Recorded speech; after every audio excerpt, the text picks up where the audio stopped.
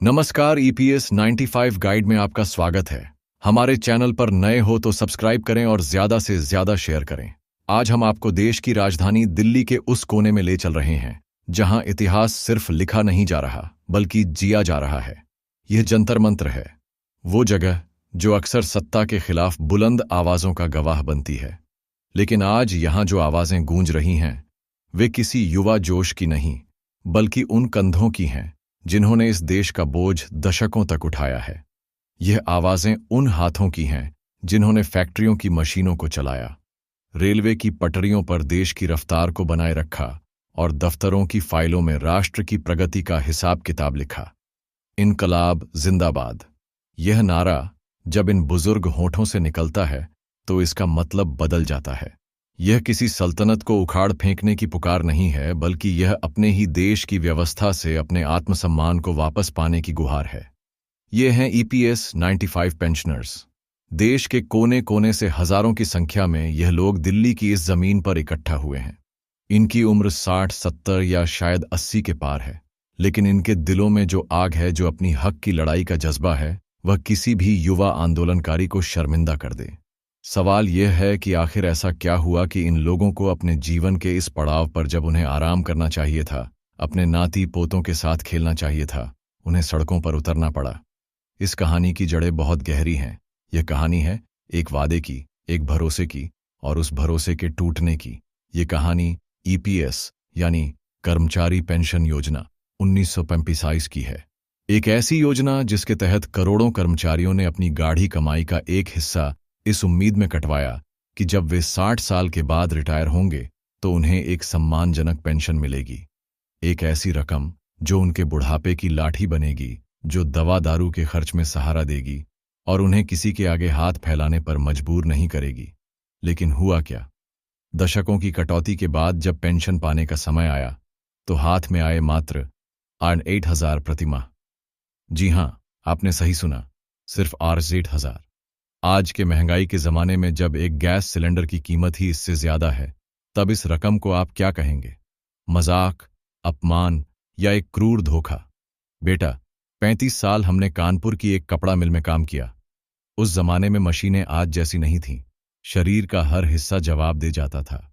सुबह 4 बजे उठकर जाते थे और रात को 10 बजे लौटते थे। सोचा था बुढ़ापे में आराम मिलेगा, सरकार सहारा देगी। जब पेंशन का कागज आया और उसमें 8,000 लिखा देखा तो लगा किसी ने गाल पर तमाचा मार दिया हो। क्या हमारी पूरी जिंदगी की मेहनत की कीमत यही है? इस पैसे में घर का किराया दें या बीवी की डायबिटीज की दवा लाएं या 2 वक्त की रोटी खाएं? सरकार ही बता दें। एंकर राम भरोसे जी अकेले नहीं है। यहां मौजूद हर शख्स की यही कहानी है। कोई रेलवे से रिटायर हुआ है, कोई कोयला खदान से, कोई सरकारी विभाग से तो कोई निजी कंपनी से। इन सभी ने देश के निर्माण में अपना पसीना बहाया है।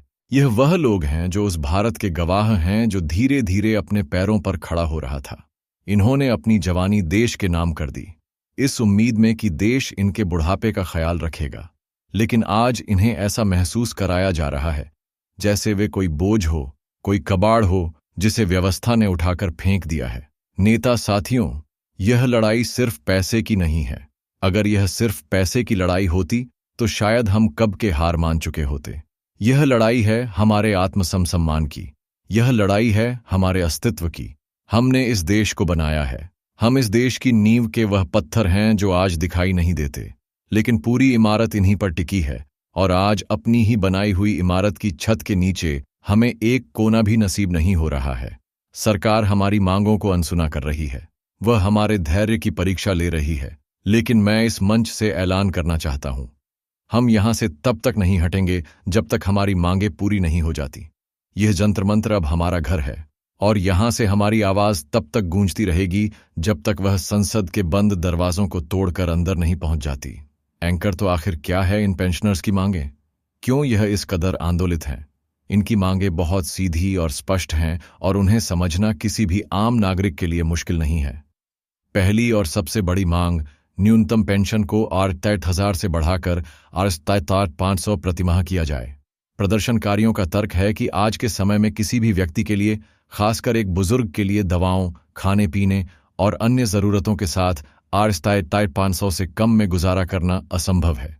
यह कोई लग्जरी की मांग नहीं बल्कि गरिमा के साथ जीने के अधिकार की मांग है। दूसरी मांग, सभी ईपीएस 95 पेंशन धारकों और उनके जीवन साथी को मुफ्त और कैशलेस चिकित्सा सुविधा प्रदान की जाए।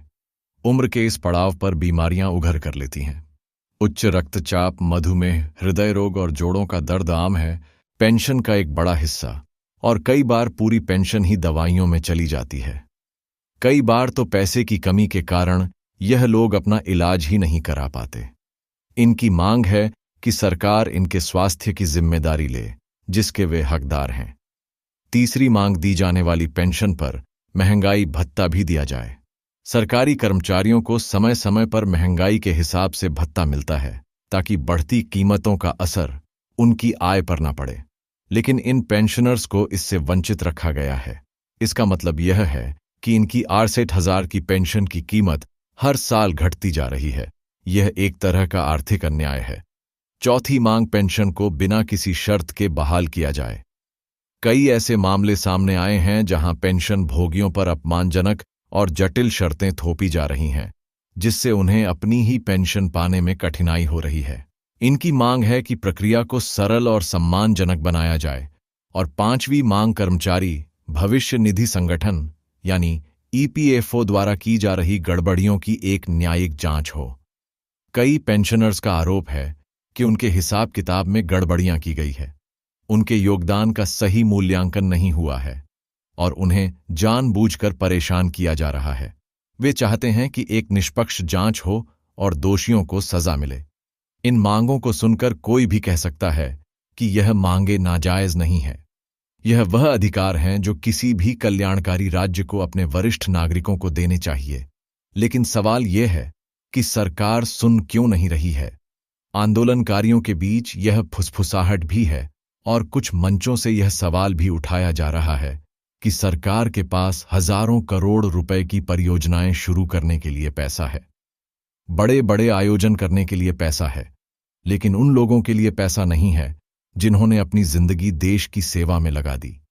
एक आंदोलनकारी ने मंच से यहां तक कहा, माननीय प्रधानमंत्री जी, देश पर जो साल में खर्च कर रहे हैं, अगर उसका सिर्फ 25% भी इन बुजुर्गों की ओर मोड़ दिया जाए तो हर कर्मचारी की पेंशन Rs 7,500 से ज्यादा हो सकती है।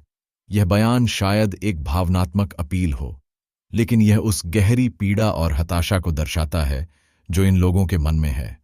उन्हें लगता है कि सरकार की प्राथमिकताओं में वे कहीं हैं ही नहीं। शांति देवी, 35 साल, पूरे 35 साल हमने एक बैटरी बनाने वाली फैक्ट्री में काम किया। उस जमाने में सुरक्षा के इतने इंतजाम नहीं थे। तेजाब और धुएं के बीच हमारी जवानी गल गई। हमने तब देश को खड़ा किया जब मशीनें हमारे सामने दम तोड़ देती थीं। हमने अपने हाथों से इस देश की औद्योगिक क्रांति को सींचा है और आज जब हमारा शरीर थक चुका है, जब हम काम करने लायक नहीं रहे, तो सरकार ने हमें कबाड़ समझ लिया है। क्या हम कबाड़ हैं? Rs 8,000 की पेंशन, इस पैसे से क्या होता है? दवा का पर्चा आता है तो महीने भर भूखे रहने की नौबत आ जाती है। तन पर एक ढंग का कपड़ा नहीं खरीद सकते। क्या हमने इसी दिन के लिए अपनी जिंदगी खपा दी थी? हम अपना हक लेकर रहेंगे। कमांडर साहब के माध्यम से, हमारे नेताओं के माध्यम से हम अपनी आवाज दिल्ली के सबसे ऊंचे सिंहासन तक पहुंचाकर ही रहेंगे। यह हमारा संकल्प है। शांति देवी की यह आवाज सिर्फ उनकी नहीं, बल्कि यहां मौजूद लाखों पेंशनर्स के मौन चित्कार की प्रतिध्वनि है। इस आंदोलन की सबसे खास बात इसका स्वरूप है। यह आंदोलन पूरी तरह से शांतिपूर्ण है, लेकिन इसके इरादे चट्टान की तरह दृढ़ है। यहां कोई पत्थरबाजी नहीं है, कोई तोड़फोड़ नहीं है, कोई सरकारी संपत्ति को नुकसान नहीं पहुंचाया जा रहा है। यहां सिर्फ नारे हैं, भजन हैं, भाषण हैं और एक अटूट संकल्प है। एंकर राष्ट्रीय संघर्ष समिति के राष्ट्रीय अध्यक्ष कमांडर अशोक राउत ने स्पष्ट कर दिया है कि सरकार उनके धैर्य की परीक्षा ना ले। उन्होंने कहा, हम पीछे हटने वालों में से नहीं हैं। यह जंतर मंतर अब हमारी आवाज की धरती बन चुका है। जब तक हमारा हक नहीं मिलेगा, हम यहां से नहीं लौटेंगे। हम अपना अधिकार लेंगे और सम्मान के साथ लेंगे। 7,500 नहीं देंगे तो हम वोट नहीं देंगे। यह महज एक धमकी नहीं, बल्कि एक लोकतांत्रिक चेतावनी है। यह उन करोड़ों मतदाताओं की आवाज है जो अब अपने वोट की ताकत को अपनी मांगों से जोड़ने का मन बना चुके हैं। लेकिन इस पुकार पर सरकार कब तक जवाब देगी, यह अब भी देखना बाकी है। एंकर, इस आंदोलन की एक और सकारात्मक तस्वीर यह है कि इसे अब दिल्ली के स्थानीय लोगों, युवाओं का समर्थन मिलता दिख रहा है।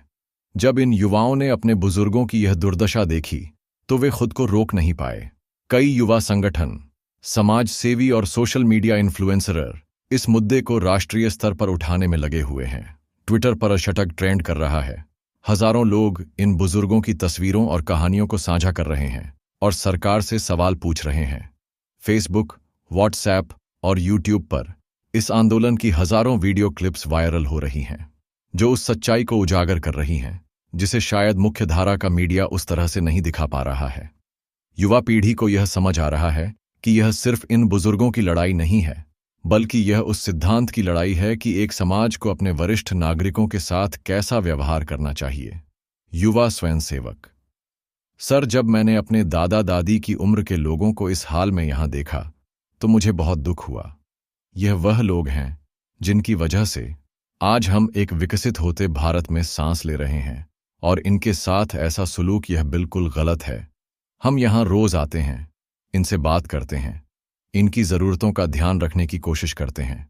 हम सोशल मीडिया पर इनकी आवाज़ को फैला रहे हैं ताकि पूरा देश जागे और सरकार पर दबाव बने। इतनी बड़ी भीड़, इतना शांतिपूर्ण और दृढ़ आंदोलन, सोशल मीडिया पर इतना शोर, लेकिन इन सब के बावजूद सरकार की ओर से अब तक कोई ठोस प्रतिक्रिया नहीं आई है। एक गहरी चुप्पी है, और यही चुप्पी इस आंदोलन की आग में घी का काम कर रही है।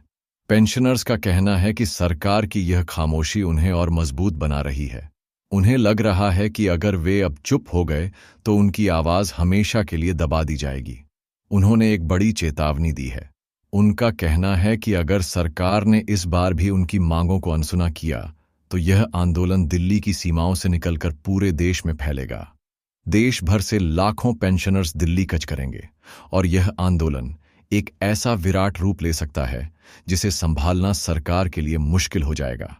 यह सवाल अब केवल EPS 95 पेंशन धारकों का नहीं रह गया है। यह सवाल बन गया है राष्ट्र की अंतरात्मा का।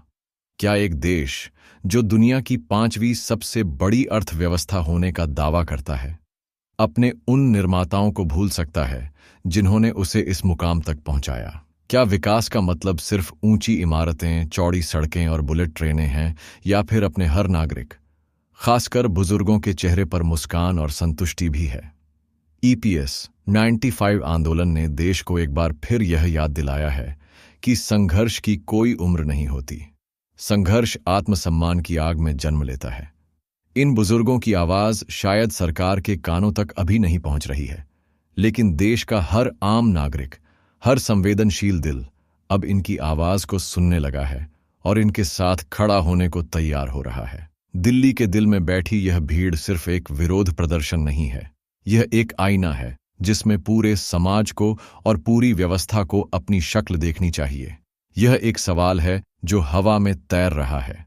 आखिर कब तक इन झुर्रियों वाली आंखों को न्याय का इंतजार करना पड़ेगा? सरकार को यह याद रखना होगा कि लोकतंत्र में सबसे बड़ी ताकत जनता की आवाज होती है, और जब यह आवाज आत्मसम्मान की लड़ाई के लिए उठती है तो उसे ज्यादा देर तक अनसुना नहीं किया जा सकता। जंतर मंतर पर जल रही यह लौ बुझेगी या पूरे देश को अपनी रोशनी में ले लेगी? आज के लिए इतना, फिर मिलेंगे किसी और नई वीडियो के साथ। तब तक की जय हिंद,